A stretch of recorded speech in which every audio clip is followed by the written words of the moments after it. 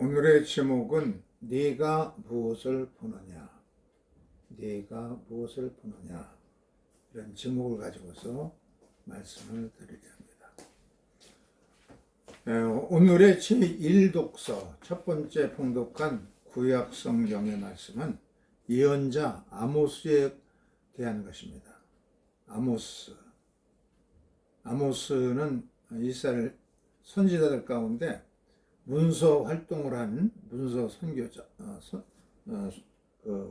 선지자이고 최초의 선지자들입니다. 아모스, 정의의 선지자라고 그러고, 또 이어서 호세아는 사랑의 선지자라 불려지는데, 아모스는 목동이었고 무화과 나무를 재배하는 농부였습니다.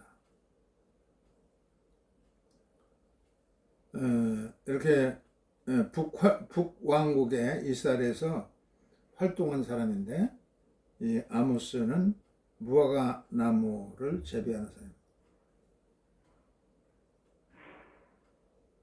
이 열매들이 아주 매우 달콤하고 그런 농사꾼입니다.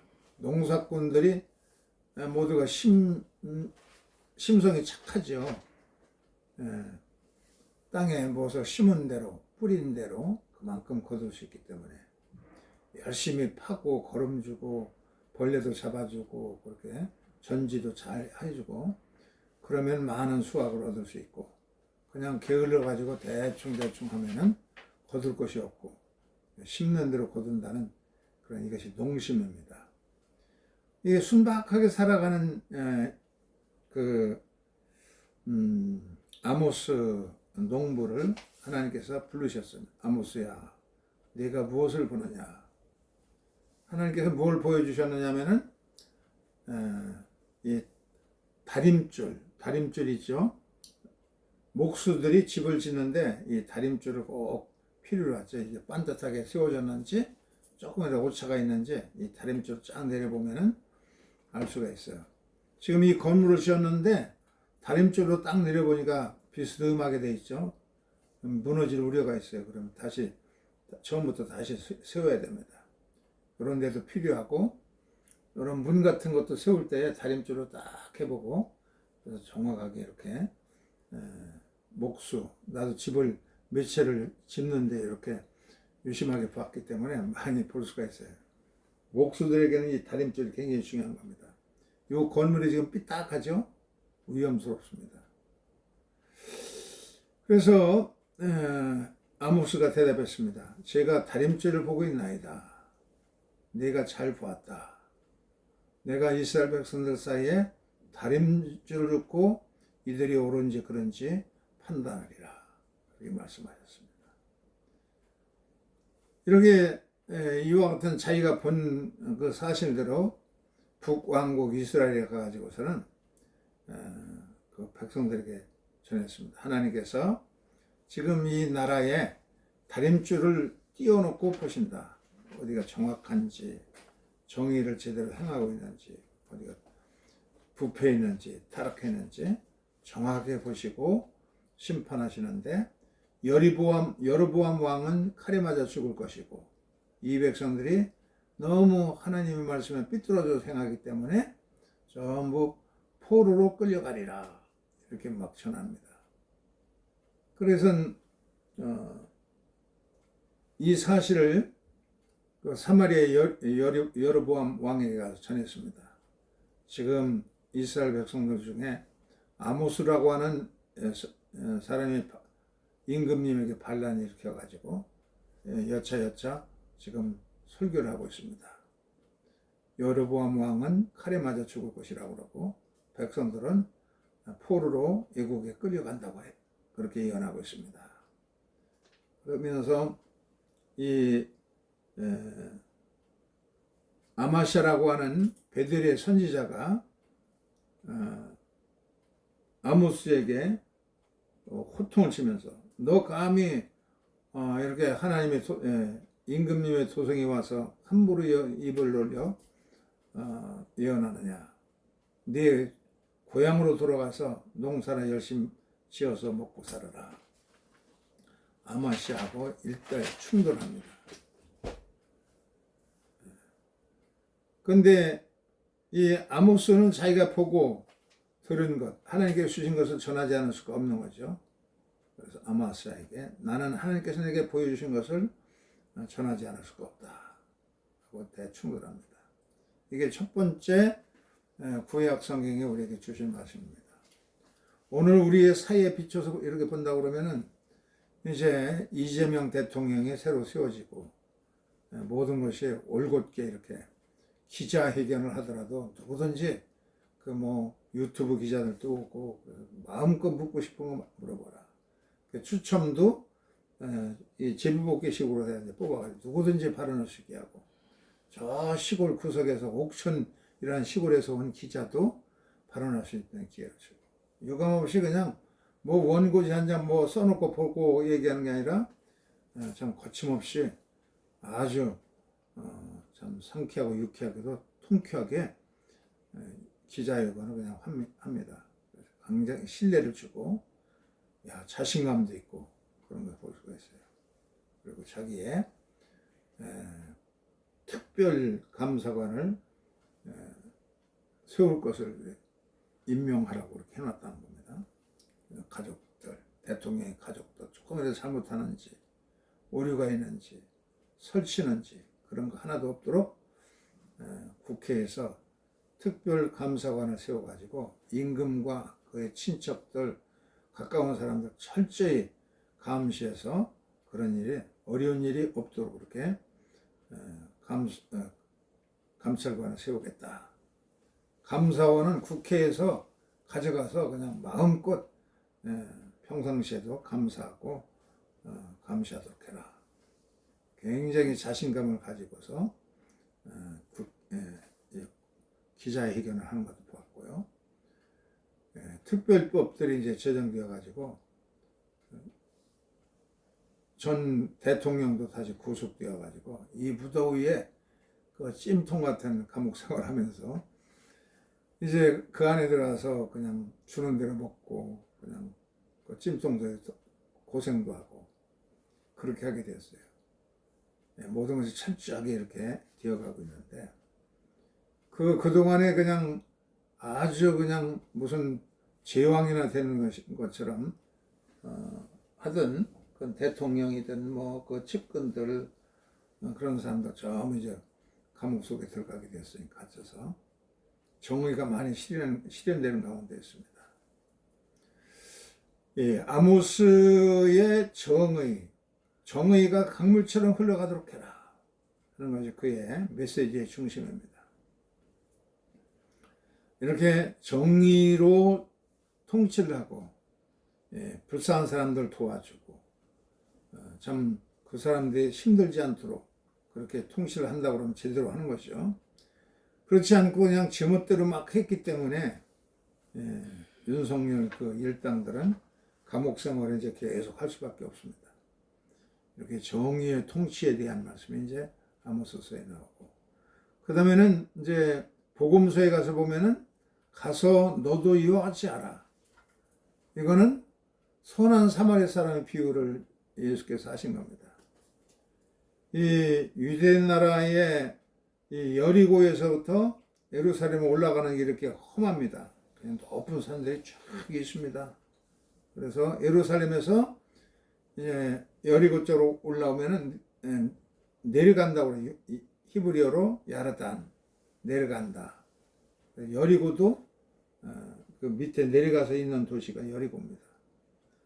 그냥 한 1000m 높은 데에서부터 그 마이너스 212까지 해변보다 낮은 곳에 여리고가 있으니까 한 1000m 정도를 쭉 내려가는 게 계속 이런 데서 뭐 자전거 타고 그러면 굉장히 신나겠지. 쭉 계속 내려가니까 여기 내려가다가 그 사마리아 사람의 여관이라는 데를 한번 들어가 봤어요. 그때 여관이 대단한 것이 아니라 이 텐트 까만 그 텐트를 쳐놓고 거기에 이제 어떤 사람이 이제 지나가는 손님들이 오면은 차를 따라주는데 커피 같지도 않고 칙칙한 우리나라 칡뿌리 즙 같은 거 그런 이상한 차를 이제 따라주더라고요. 참 친절하고 착하고 그런데 그런 걸 이제 구경을 했습니다. 이렇게 높은 데서부터 쭉 내려오는 그런 도로가 여리고로 내려가는 야르단 내려가는 쪽에 있습니다. 어떤 한 사람이 여리고로 내려가다가 강도를 만났어요. 강도들이 와가지고 그냥 곤봉으로 때리고 피를 흘리게 만들어 놓고 가지고 가는 돈을 다 빼앗고 겉옷도 빼앗고 거반 죽게 되게 투대로 패놓고서는 있는 것 전부 훔쳐서 이제 가버렸습니다.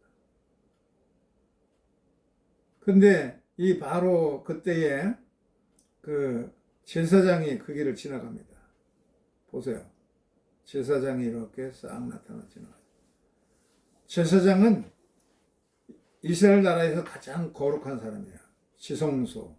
거룩하고 거룩한 게 지성소인데 지성소에만 들어갈 수 있는 사람이 이 대제사장밖에 없습니다. 지극히 거룩한 사람, 하나님의 거룩한 일을 하고 제사드리는 그런 일을 하는 사람이 못 본 칙하고 그냥 지나갔어요. 피를 묻힐 수 없기 때문에. 그 다음에 그 레위 사람도 한 사람이 또 거기를 못 본 칙하고 지나갑니다. 이 사람도 요즘 교회로 말하면 제사장은 목사고 레위는 이제 권사나 장로들입니다. 장로도 그냥 피 묻히지 않고 못 본 칙하고 그냥 그 고난당하는 사람이 살려주세요 하고 모기같이 소리가 나오는데 못 듣는 척하고 그냥 지나왔어요. 근데 다음에 세 번째 한 인물이 지나가는데 이 사람은 사마리아 사람이야. 사마리아 사람하고 유대인들하고는 철천지 원수기 때문에 이렇게 사마리아 사람인데 이 사마리아 사람은 그 강도 만난 사람을 이렇게 보고서 너무 아직 살아있거든요.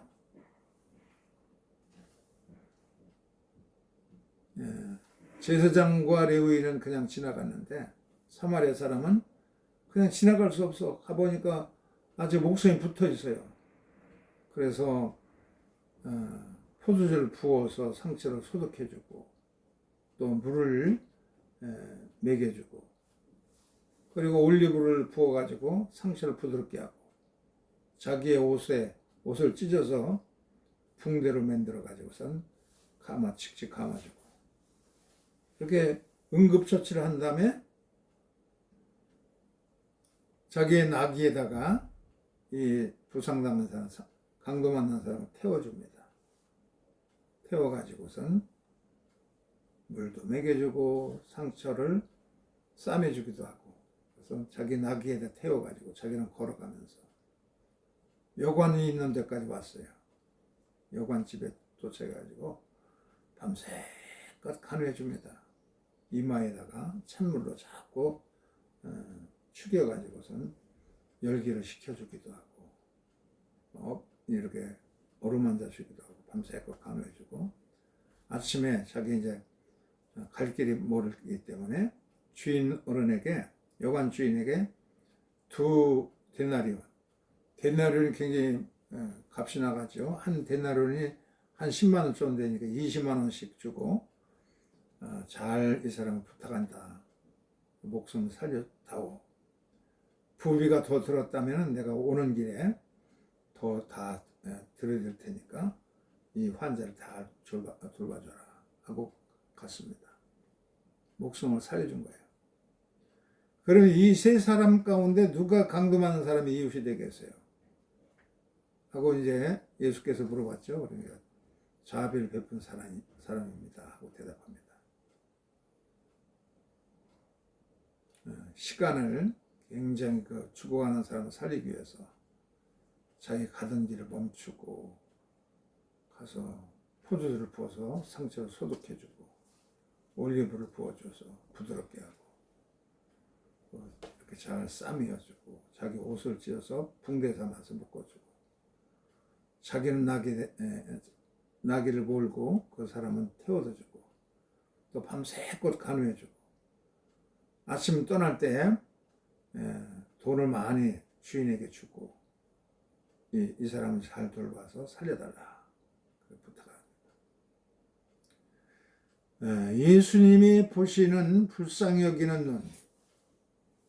예수님은 사마리아 사람과 같은 눈을 가진 겁니다. 그냥 지나갈 수가 아직 살아있는데 그냥 못 본 척 어떻게 제사장처럼 또 레위인 사람처럼 그냥 못 본 척하고 지나가요.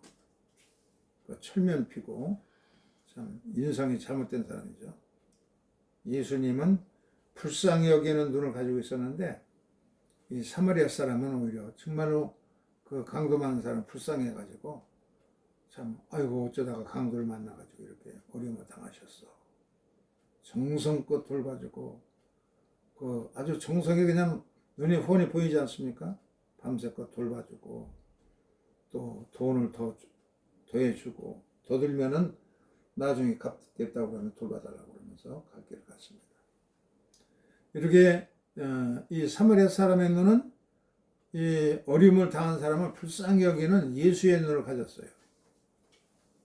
요즘에 감리교회 일제 강점기 때에 독립운동을 하던 손정도 감리교회 손정도 목사가 있는데 걸레의 성자 손정도라고 해가지고 영화라도 만들어지고 다큐멘터리도 만들어지고 그런 그 손정도가 각광을 받고 있습니다.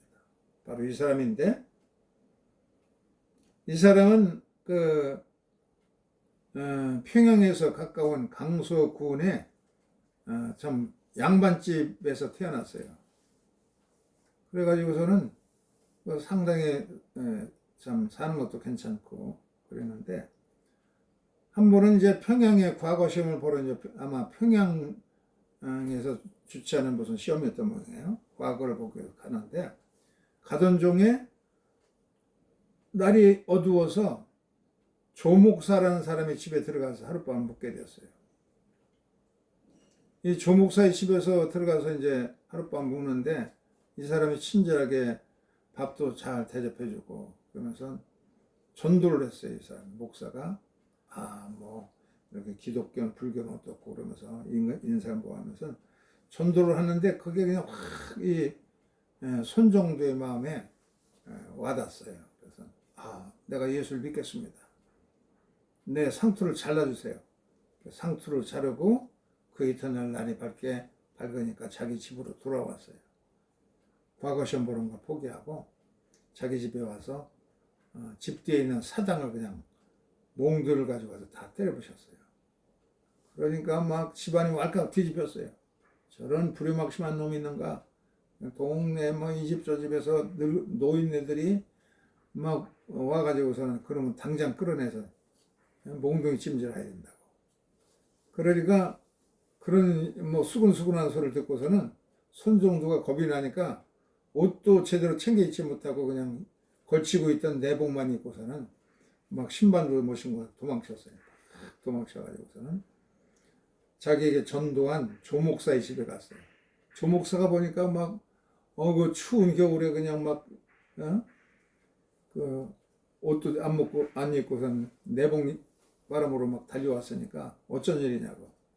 여차에서 상투를 자르고 집에 가가지고 사당을 다 때려부셨더니 동네 어르신들이 그냥 아주 뿔따기가 나가지고서 데모하러 막 들어와가지고 나를 그냥 때려 죽이겠다고 나섰습니다. 그래서 정신없이 달려왔다고. 그러냐? 그러면 내가 소개장을 써줄 테니까 내 옷을 대신 입고 평양에 가서 문요한 목사라는 선교사, 존 무어라고 하는 선교사를 찾아가 보라고 소개장을 써줬어요. 문요한 목사는 이제 선교사였는데 한국 이름이 문요한이고 존 무어였습니다. 광성 학교를 설립하면서 굉장히 훌륭한 일을 많이 한 사람이에요. 가서 실정을 얘기하니까 문요한 그 선교사가 굉장히 참 대견하게 보면서 우리 집에 머물러라. 우리 집에 머물면서 나에게 한글을 가르쳐다오.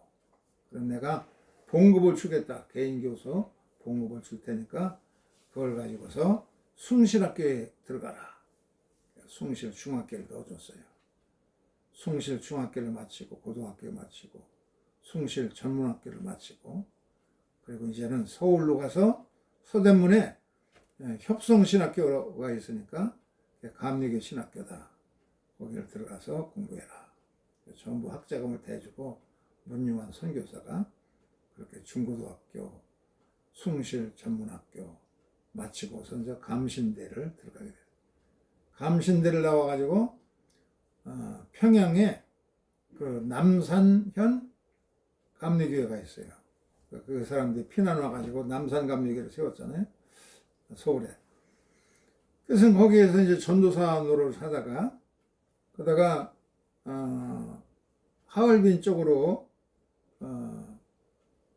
그 만주 쪽으로 가가지고 선교하고 그러다가 외경들에게 잡혔어요.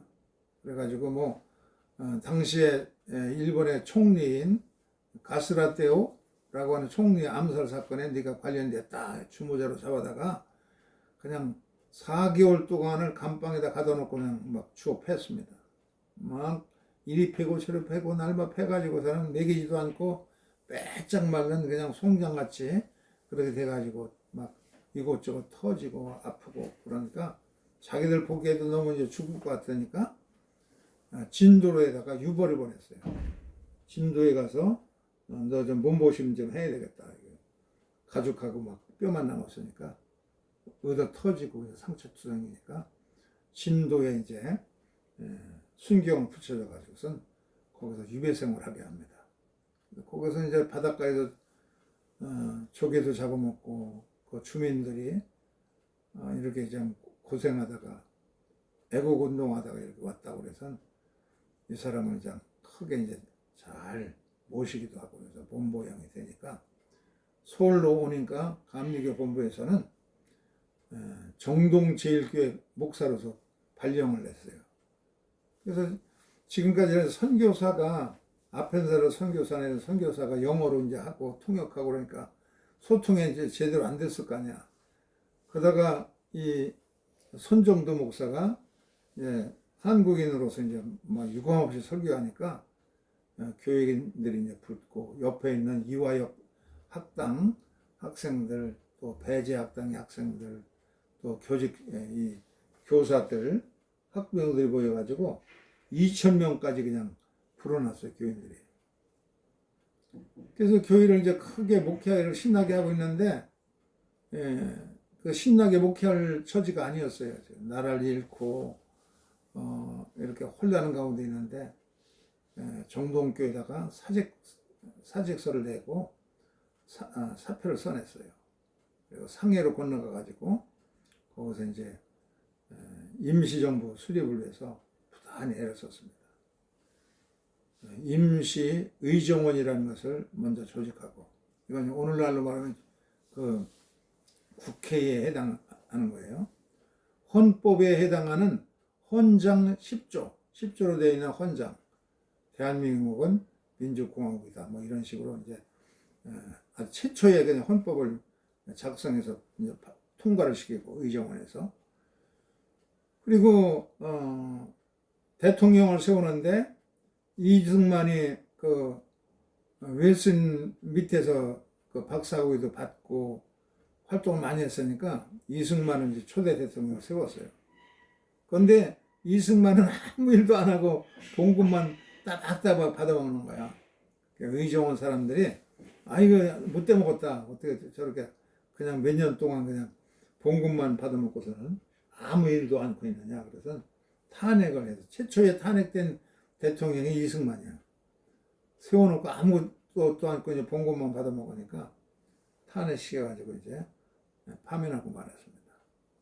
어쨌든 그 당시에 임시정부라는 게 그냥 뭐 연해주에서도 임시정부 활동을 하는 사람도 있고 만주에서도 있고 그냥 흩어져 가지고 혼란했어요. 그런 것을 이 손정도 목사나 그 안창호 이런 사람이 활동하면서 하나로 상해 중심으로다가 임시정부를 이제 통일하게 되고 또 임시정부가 이제 돌아가려면은 여러 가지 독립 자금이 필요하잖아요. 독립군 자금도 필요하고 그러니까 그것을 우리가 국내에 가서 교회 중심으로 이제 모금을 해가지고 그 모금도 해오는 일도 하고 감리교회가 그 일을 이제 활동을 많이 했어요. 독립 자금을 조달하는데 교회 조직이 잘 돼 있으니까 모아서 그것을 임시정부에 전달하기도 하고, 그래서 굉장히 활동을 많이 했어요. 그러다가 이제 하얼빈 쪽으로 가가지고 그걸로 이제 발령이 또 감리교에서는 하얼빈 선교사 연해주까지 이렇게 다 그쪽을 관할한 선교사로 만들어가지고 이제 거기에 가서 이상촌도 만들고 신흥 무관학교도 지도하고, 그러면서 활동을 많이 하다가 또 잡혀가지고서는 많이 이게 이제 당시에 정동교회 정동감리교 옛날 건물입니다. 거기에 이제 유관순도 그 당시에 교인이어서 청년회에서 활동하고, 그렇게 하면서 독립운동에 많이 했으면서 그의 인생 철학은 뭐냐? 권례 철학입니다. 권례 철학.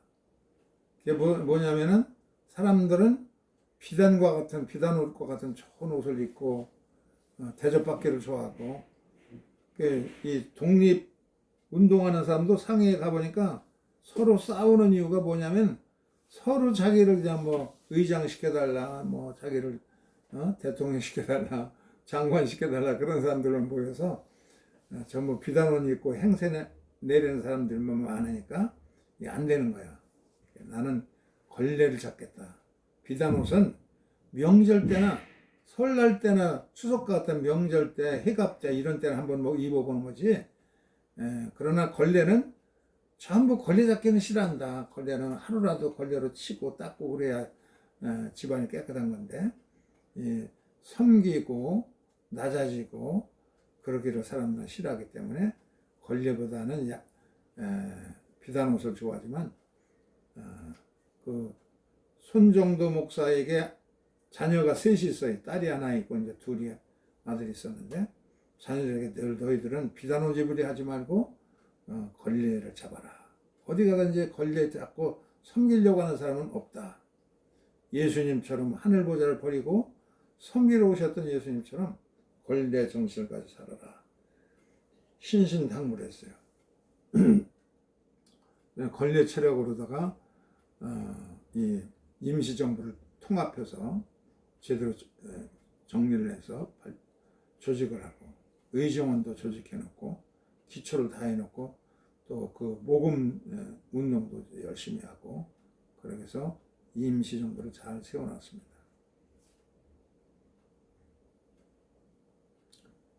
1907년도에 이렇게 학교를 졸업하고, 감리교 신학교를 이제 졸업하고 와가지고 당시에 일본 총리가 가스라 다로였습니다. 1912년도에 가스라 다로 암살 음모의 주동자가 손목사다 해가지고 잡아다가 그렇게 고문을 많이 하고 그래가지고 거의 죽음 정도가 되니까 자기들도 미안했던지 진주로 유별을 보내서 몸보신하고 오도록 하고 그랬습니다. 그래가지고 결국은 고문을 너무 많이 받고 그래가지고서는 50도 되지 못해가지고 이 사람이 이제 죽었습니다. 그의 남긴 정신은 참 숭고하죠. 굳은 일을 도맡아서 해가지고 결국은 사분오열되고 막 흩어지고 그랬던 이 임시정부를 갖다가 상해로 다 통일을 시키고 정식으로 설립하고, 권례 철학 정신을 권례 정신을 가지고 섬기고, 다른 사람이 안 하려고 힘든 것들, 어려운 일들, 외경에 걸려가지고 매맞고 고문당하고 갇히고 그런 것들 싫어하잖아요. 그런 거 유감없이 자기가 다 맡으면서 해나가는 것입니다.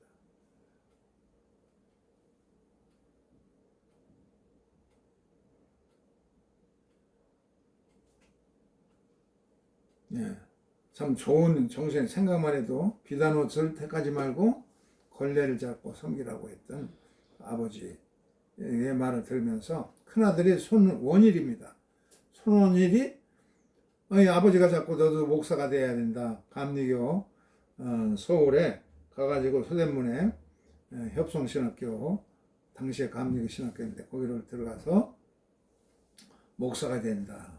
그러니까 소년일이 아주 아버지가 날마다 일경에 잡혀 들어가서 그냥 고문당하고 아버지 사는 걸 보니까 아유 자기는 죽어도 그거 못할 것 같아요. 그래서 중국으로 도망가 가지고 중국 해군 사관학교로 수석으로 졸업했어요. 그래서 전 세계에 그 여러 나라를 구경시켜주면서 그러면서 우리 한국에 와서도 최초로 해군을 이제 조직하고 해병대도 만들고 그런 일을 주도적으로 했죠. 아버지가 그렇게 잊혔던 그 권례 철학에 정말 다시 이제 소중한 것을 깨달으면서 권례 철학에 권례 정신을 가지고 산다. 그렇게 자식들이 얘기를 하고 있습니다. 오늘의 우리가 그 성경 말씀 네가 무엇을 보느냐 예수께서 가지셨던 그 눈을 가지고 구약의 아모스에게 보여주셨던 그 다림줄의 정신을 가지고서 하나님이 나에게 다림줄을 내린다고 그러면 나는 정말 하나님의 정의의 편에서 볼 때에 정말 올곧고 바르게 살고 있는가 한번 우리 자신을 살펴보면서 또 사마리아 사람의 그냥 다른 사람들 제사장도 못 본 척 지나가고 레위인도 지나갔습니다. 신앙심이 그렇게 좋은 사람들인데 그런데 사마리아 사람은 그냥 그 위험을 다 무릅쓰고서 자기 것을 허비하고 돈을 들이고 정성을 쏟으면서 죽어가는 사람을 살려줬습니다. 바로 이런 권례 정신을 가졌던 손정도 목사 같은 정신을 우리 또 가지고 세상에 정말로 불쌍한 사람들을 불쌍히 여기는 눈, 사마리아 사람의 눈을 가지고 섬기고 또 돌보는 그런 정신이 오늘 우리에게 꼭 필요하고 이 작년 12월 달에 12월 3일 날 있었던 계엄 앞에 맞섰던 응원봉 빛을 비추면서 막아서 가지고 나라를 지키고 오늘의 자유를 얻게 해줬던 그 수많은 시민들의 그 빛의 정신을 가지고 새로운 세대 우리에게 다가온 이 나라가 참 빛의 혁명을 통해서 세계를 선도하고 우리의 삶도 빛의 자녀로서 살고 이렇게 하면서 권례 정신으로 살아갈 수 있는 그런 삶을 마음속에 다짐하는 시간이 될 수 있기를 바랍니다. 이 시간 말씀을 묵상하면서 잠시 기도하겠습니다.